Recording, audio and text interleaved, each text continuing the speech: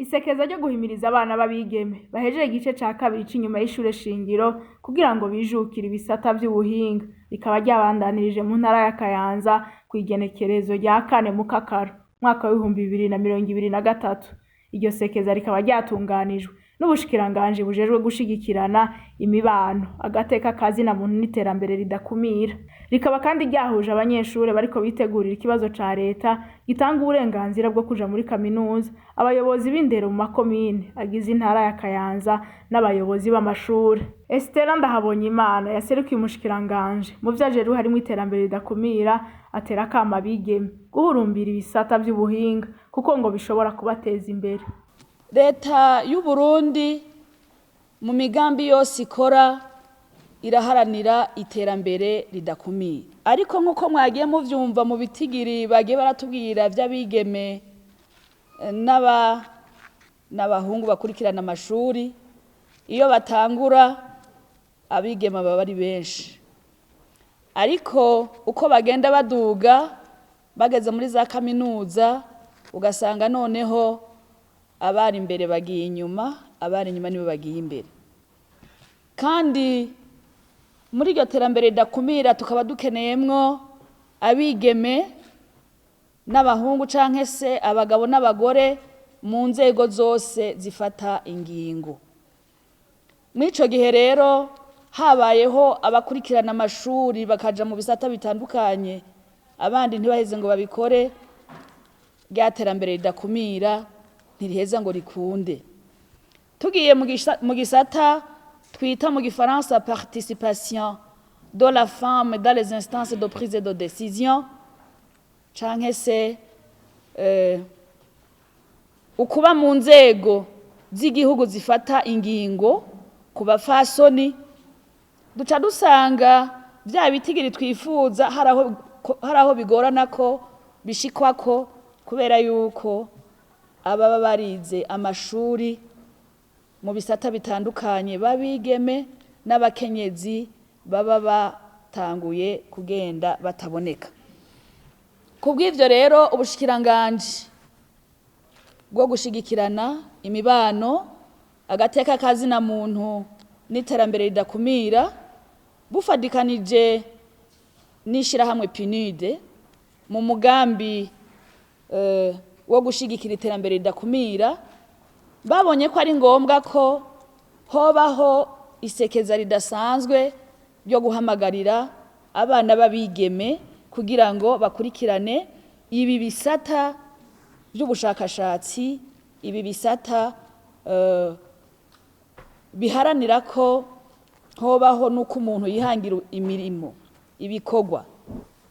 Mu iterambere ridakumira tuvuga tuti sinda gusiga inyuma ntusige inyuma. Mu iterambere ridakumira rero biradusaba ko twiga ibisata vyose vy'amashuri, yaba yari ngaha mu gihugu cacu canke hanze y'igihugu cacu, abigeme n'abasore, kuko twese turashoboye. Uwaserukiye umuyobozi w'indero mu ntara ya Kayanza nawe avuga ko ibituma abigeme badahurumbira ibisata by'ubuhinga ari uko bibwira ko ivyo bisata batobishobora canke bakaja kubaka bakiri bato. Nitwa Ndayisenga Anicet, nkaba ndi umuhanuzi mu buyobozi bw'indero mu ntara ya Kayanza. Abana b'abigeme biribonekeza koko by'ukuri igisata c'ubuhinga kidahurumbirwa cane. Ibituma bijanye n'imico n'imigenzo ya kino gihugu, aho usanga vy'ukuri abana mbere n'abakuze bagenda baherekanya amakuru yuko hariho ibisata bitokwigwa n'umwana w'umwigeme. Ayo makuru rero abana rero hageze gutora ivyo bisata mu gihe bageze kuba oriente, ugasanga bagenda bayahana, ugasanga rero mu guhitamwo ibisata abana babigeme bagiye guhitamwo ibisata bindi bitari ibisata vy'ubuhinga. Izindi mvo dukunze kubwirwa n'abo bana babigeme nuko by'ukuri hibonekeza ugushaka gushikira ubuzima mu mwanya muto bagaca bipfuza kwiga amashuri aciriye hagufi kugira ngo barangize kare maze ngo baje kubaka hakiri kare. Ivyo nivyo tumaze kumva. Ikindi cyane cyane n'ikindi hariho ukutabona mu kibano bakuru babo bize ivyo bisata. Akamo kambere no gatera ubushikiranganje bw'indero n'ubushakashatsi busanzwe bufise ico gisata kugira ngo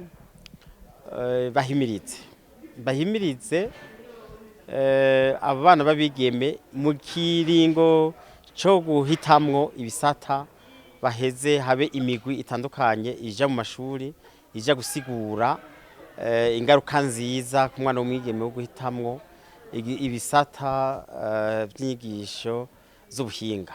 Akandi kamo no gatera abafasha mu gisata c'indero nabone bijukire gusigurira neza no guhimiriza urwaruka rw'abana babigeme kugira ngo bamenye akamaro n'agaciro ko guhitamwo ibisata by'inyigisho z'ubuhinga. Akandi kamo no gatera kandi abo barikwa imbere y'uko guhitamwo ibisata ibi na biriya bakabaza bakuru babo bakabaza indongozi zitandukanye kugira ngo vy'ukuri bahitemwo babajije maze baheze bahitemwo neza. Abakenyezi bateye imbere mu bisata by'ubuhinga bashingiye nawo gwaruka ko bishoboka ko umukenyezi akurikirana ibisata by'ubuhinga kandi bikamuteza imbere bigateza imbere n'umuryango wiwe. Umwigeme aba yarize ivyo vy'ubuhinga by'ubushakashatsi arashobora kubikurikira bikanamuteza imbere. Jewe ndibuka yuko ikiraka ca mbere nashoboye gukora cafashije kugira ngo ntunganye imigambi yanje yakazoza. Navuye nshinga n'ishirahamwe rikora ivyo guhingura amatafari nkoresheje ivu rouge. Ego nivyo unye ndiko ndateza imbere kugira ngo nshobore gufasha n'abandi urundi gwaruka cyane cyane abandi bakobwa bumva bakeneye kuja muri ico gisata c'ubwubatsi kuko vy'ukuri ni bake ariko ntibisigura ko barashoboye bashaka kwitunganiriza imigambi yayo kandi bakongera bakiga. Ivyo turabishimikira ko cyane kuko ni vyiza kwitunganiriza umugambi wakazoza ariko udashoboye gushira umwete naho kwikaye ngo wige ntibiheza ngo bitange bwa bumenyi wariko urarondera. Jewe rero nkavuga nti harageze by'ukuri yuko umukobwa yumva yuko ahamagariwe kwiga amashure ajanye n'ivyo vy'ubuhinga kuko ni naho Uburundi buzoshika kuri ryahangiro bwiha yukuba igihugu giteye imbere mu bihumbi 2060. Urwaruka rwaronkejwe inyigisho rurashima cyane kuko ngo bahora bikengera babona ko ibisata by'ubuhinga batobishobora. Bongeye baratera akamu rundi rwaruka rwo mu Kayanza ko batohurumbira kuja kubaka bakiri bato kuko ari navyo bituma kenshi abigeme batabandanya amashuri. Nungutse ikintu kinini gose. Jewe umunsi basanga banyoriyanse nasanze banyoriyanse muri electronique. Iyo section nta niyo narinzi ko inabaho. Mugabo nari nashize mu mutwe ko nzokwiga scientifique canke ayo yandi ma section. Ariko naragerageje ngira nkoreshe rokuru. Bambwiye ngo bica biteba ugasanga uriko ngo haheze indwi nyinshi ngo utariga ngo bigaca bituma uyobego. Nanje niyo mpamvu naciye mitamwo kuguma nkunda iyo section bari bampaye. Abigeme nkanje ndabahanuye yuko ngo kwirinda ibintu byose bibasamaza, ibintu byose nk'amatelefone hariho ubuhinga ngurukana bumenye ugasanga basamaye, ivyo byose bovyirinda bakirinda abahungu babasamaza babahenderesha ibintu bakamenya yuko ari bo Burundi bw'ejo. Ntitwari tuzi akamaro ko kwiga nka siyansi bivanye n'ukuntu nk'abakobwa twabifata minenegwe. Ubu tugiye twumvise yuko kwiga siyansi bifise akamaro gusumba n'ibindi bisata bitandukanye, kandi yuko abakobwa benshi twovyitwararika kuko na twebwe twobishobora.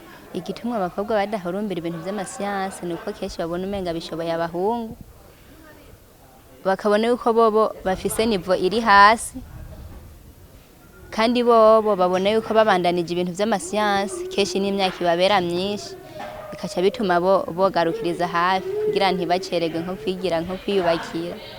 Nuko nk'abayobozi bobibahimirizamwo,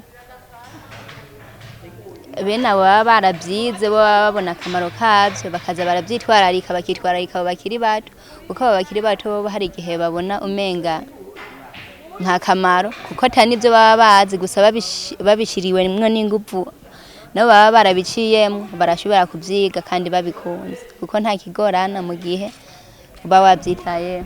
Abagiye barafata amajambo basabye ubushikiranganji mu byo bujejwe harimo iterambere ridakumira ko botunganya bene iryo sekeza ku banyeshure bari mu mwaka w'icenda, kuko ngo kenshi ari naho abigeme batangura gutinya gukurikirana ibisata vy'ubuhinga.